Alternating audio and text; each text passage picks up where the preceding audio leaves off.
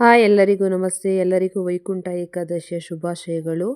Morning ಎದ್ದು 5:30ಗೆ ಎಲ್ಲ ಗುಡಿಸಿ ಒರೆಸಿ ಎಲ್ಲ ಕ್ಲೀನ್ ಮಾಡಿಕೊಂಡು ಮಕ್ಕಳ ಕೈಯಲ್ಲಿ ಪೂಜೆ ಮಾಡಿಸಿದೆ. ಫಸ್ಟು ನಾನು ಅವ್ರಿಗೆ ಸ್ನಾನ ಮಾಡಿಸಿ ಆನಂತರ ನಾನು ದೇವ್ರ ಮನೆ ಒಳಗಡೆ ಎಲ್ಲ ಹೂವು ಎಲ್ಲ ಇಟ್ಟು ಡೆಕೋರೇಷನ್ ಮಾಡ್ಕೊಳ್ತಾ ಇದ್ದೀನಿ.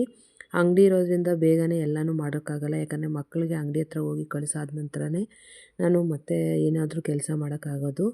ಅದರಿಂದ ಹಸ್ಬೆಂಡ್ ಬಿಟ್ಟು ಬಂದ ನಂತರ ನಾನು ಬಂದು ಎಲ್ಲ ಡೆಕೋರೇಷನ್ ಈ ರೀತಿ ಮಾಡಿಕೊಂಡೆ. ಯಾಕಂದ್ರೆ ಒಂದಿನ ಮುಂಚೆ ನಾವು ಹಬ್ಬಗಳಲ್ಲಿ ಆಗಲಿ ಯಾವಾಗಲೂ ಅಷ್ಟೇ ಒಂದಿನ ಮುಂಚೆ ತೊಳೆದು ಇಟ್ಕೊತೀನಿ. ಯಾಕಂದ್ರೆ ನನಗೆ ಅನುಕೂಲ ಆಗುತ್ತೆ, ನಮ್ಮನೇಲಿ ದೇವ್ರ ಪಾತ್ರೆ ಬೇರೆ ಜಾಸ್ತಿ ಇದೆಯಲ್ಲ, ಅದರಿಂದ ಒಬ್ಬಳೇ ಮಾಡೋದಕ್ಕೆ ಕಷ್ಟ ಆಗುತ್ತೆ ಅಂಥೇಳಿ ಎಲ್ಲನೂ ಒರೆಸಿ ಇದನ್ನೆಲ್ಲ ಮಾಡಿ ಡೆಕೋರೇಷನ್ ಮಾಡಿ ಅಮ್ಮನವರಿಗೆಲ್ಲ ಅಲಂಕಾರ ಮಾಡಿದೆ. ಸಂಕ್ರಾಂತಿಗೆ ಸ್ಯಾರಿ ಉಡ್ಸೋಣ ಅಂತ ಹೇಳಿ ನಾನು ಅಮ್ಮನಿಗೆ ಈ ಥರ ಬಟ್ಟೆ ಹೊಲ್ಸಿದ್ದೀನಲ್ಲ ಹಾಕ್ಕೊಂಡು ಪೂಜೆ ಮಾಡಿದೆ. ಮನೇಲಿ ತುಂಬ ದಿನ ನೆಮ್ಮದಿಯಾಗಿ ಪೂಜೆ ಮಾಡಿ ತುಂಬಾ ದಿನ ಆಗಿತ್ತು. ಒಂದು ತಿಂಗಳು 2 ತಿಂಗಳಾಗಿತ್ತು. ಯಾಕಂದರೆ ಟೆನ್ಷನಲ್ಲಿ ಯಾವುದೇ ಒಂದು ರೀತಿ ಮನಸ್ಸು ಸರಿ ಇಲ್ಲ ಅಂದಾಗ ಮಾಡೋದಕ್ಕಾಗೋದಿಲ್ಲ. ನನಗೆ ಮನಸ್ಸು ಸರಿ ಇಲ್ಲ ಅಂದಾಗ ನನಗೊಂದು ಸಜೆಷನ್ ಅಂದರೆ ದೇವ್ರ ಪೂಜೆ ಮತ್ತು ನಾನು ದೇವಸ್ಥಾನಕ್ಕೆ ಹೋದರೆ ನೆಮ್ಮದಿ ಆಗಿಬಿಡುತ್ತೆ. ಅದರಿಂದ ನಾನು ಆದಷ್ಟು ದೇವ್ರ ಪೂಜೆಗಳು ಜಾಸ್ತಿ ಮಾಡ್ತಾಯಿರ್ತೀನಿ. ತುಳಸಿ ಗಿಡಕ್ಕೆ ಎಲ್ಲನೂ ಈ ರೀತಿ ಮಾಡಿಕೊಂಡು ಫಸ್ಟ್ ನಾನು ಕೈ ಮುಗಿದೆ ಸೂರ್ಯದೇವನಿಗೆ.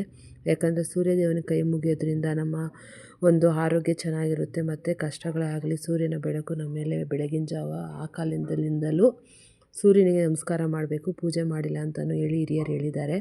ಅದರಿಂದ ಈ ಥರ ಎಲ್ಲ ಅಲಂಕಾರ ಮಾಡಿಕೊಂಡು ಮಹಾಮಂಗಳಾರತಿ ಮಾಡಿಕೊಂಡೆ.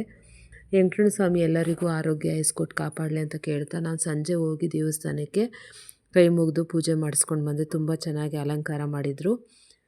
ಆನಂತರ ಚಾಮುಂಡೇಶ್ವರಿ ದೇವಸ್ಥಾನಕ್ಕೆ ಹೋಗಿದ್ದೆ. ಅಲ್ಲಿ ಅಮ್ಮನ ಅಲಂಕಾರ ತುಂಬ ಚೆನ್ನಾಗಿತ್ತು.